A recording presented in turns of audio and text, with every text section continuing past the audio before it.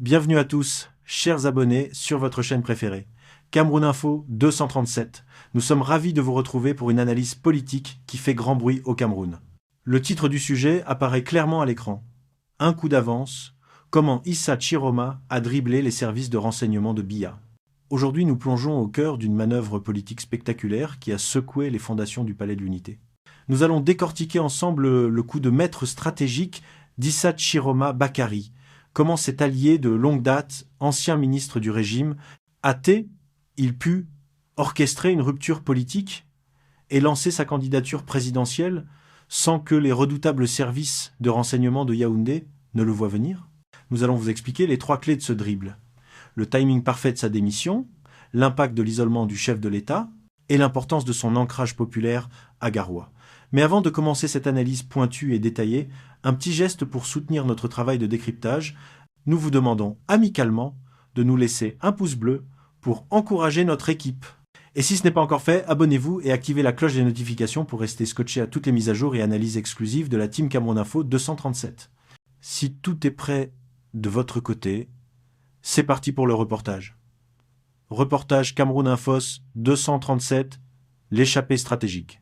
Un coup d'avance. Comment Issa Chiroma a dribblé les services de renseignement de Biya, Yaoundé, Garoua. Le paysage politique camerounais a été secoué par un événement inattendu en 2025. L'annonce de la candidature à la présidence d'Issa Chiroma Bakary, ancien ministre et figure fidèle du régime de Paul Biya pendant près de 20 ans.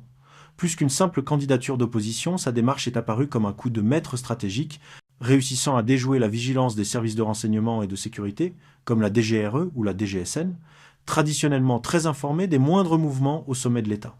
Comment cet allié historique a-t-il pu orchestrer une rupture aussi fracassante sans que les vigies du Palais de l'Unité ne le voient venir? L'explication réside dans un mélange d'isolement du chef de l'État, de stratégie de la surprise et d'une base populaire consolidée loin de la capitale. La stratégie de la rupture, un départ planifié et silencieux. L'acte qui a mis Chiroma hors de portée de la surveillance préventive fut la rapidité et la séquence de sa rupture. 1. L'illusion de la loyauté jusqu'à la dernière minute. Jusqu'à sa démission, Issa Chiroma Bakary a maintenu l'apparence d'un membre loyal du gouvernement. Ce positionnement lui a permis d'opérer dans l'ombre du système qu'il s'apprêtait à défier. Les services de renseignement se concentrent généralement sur l'opposition déclarée ou les factions internes les plus critiques.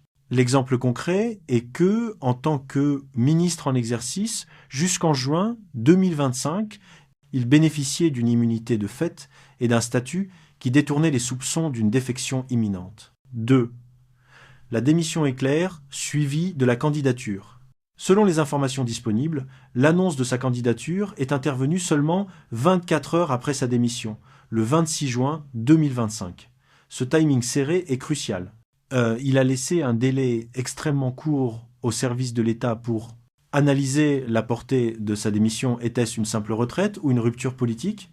Mettre en place une surveillance effective sur un homme qui était la veille un collègue, c'est là le dribble. Avant que l'appareil sécuritaire ne puisse se réorganiser pour traiter un ancien ministre comme un adversaire politique, l'acte de candidature était déjà posé, devenant un fait politique accompli. 3. Le manifeste, un contre-discours bien rodé. Dans sa lettre manifeste, Chiroma critique ouvertement le pouvoir qu'il a défendu, notamment l'inaccessibilité du chef de l'État. J'ai rencontré Paul Biya une seule fois en 20 ans dans son bureau, exemple de la vie actuelle, qui justifie l'isolement.